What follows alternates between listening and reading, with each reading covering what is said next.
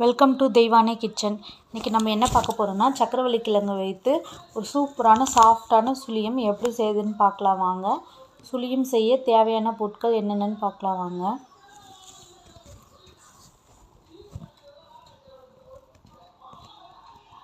ஒரு கிலோ சக்கரவள்ளி கிழங்கு எடுத்து வேக வச்சு தோல் சீவி கட் பண்ணி எடுத்து வச்சுருக்கேன். கடலை எண்ணெய், 1/4 கிலோ மைதா மாவு எடுத்திருக்கேன். 1 கப் நாட்டு சர்க்கரை, 2 ஏலக்காய், 1 ஸ்பூன் சர்க்கரை சேர்த்து பொடி பண்ணி வச்சுருக்கேன். 1 கப் துருவின தேங்காய்.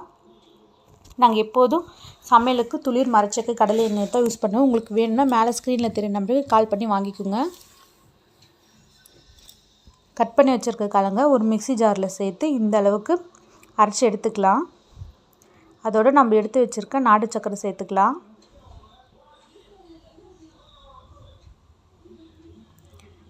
துருவி வைத்த தேங்காய், ஏலக்காய் தூள் சேர்த்துக்கலாம்.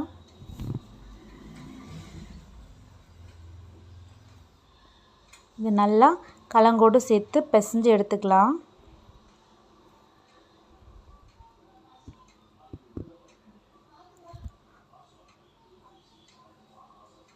குட்டி பால் அளவுக்கு உருட்டி எடுத்துக்கலாம். இதுதான் கரெக்டான பதம்.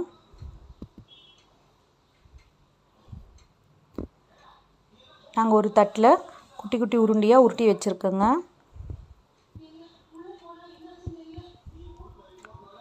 ஒரு பவுலில் எடுத்து வச்சுருக்கேன். நம்ம மைதா மாவு சேர்த்துக்கலாம். அதோட 1/4 ஸ்பூன் உப்பு, 1/4 டீஸ்பூன் சோடா சேர்த்துக்கலாம்.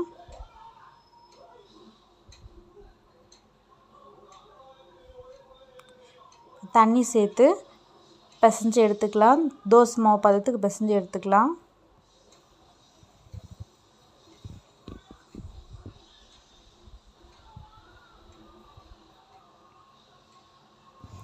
கட்டி இல்லை, நல்லா பிசைஞ்சு எடுத்துக்கலாம். மாவு இந்த பதத்துக்கு இருக்கணும்.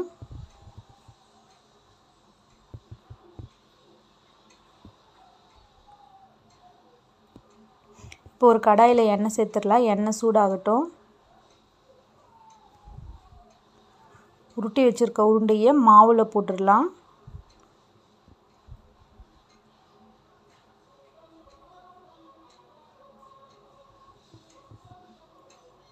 இப்போ கடாயில் ஒவ்வொரு உருண்டையாக மேலே மாவு சேர்த்து கடாயில் சேர்த்துடலாம்.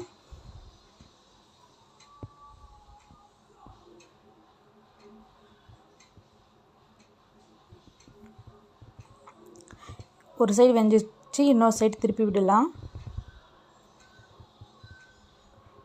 பாருங்கள், நம்ம சுழியம் சூப்பராக ரெடி ஆகிடுச்சு. வெளியே எடுத்துடலாம் எண்ணெயிலேருந்து. இது போல் சூப்பரான டேஸ்டியான சக்கரவள்ளி கிழங்கு சுழியம் நீங்களும் உங்கள் குழந்தைங்களுக்கு செஞ்சு கொடுங்க. சக்கரவள்ளி கிழங்கு சாப்பிடாத குழந்தைங்களுக்கு கூட விரும்பி சாப்பிடுவாங்க. இது போல் நீங்களும் செஞ்சு சாப்பிட்டு பார்த்துட்டு எப்படி இருந்துச்சுன்னு எங்களுக்கு கமெண்ட் பண்ணுங்கள், லைக் பண்ணுங்கள், ஷேர் பண்ணுங்கள், சப்ஸ்கிரைப் பண்ணுங்கள். தேங்க்யூ.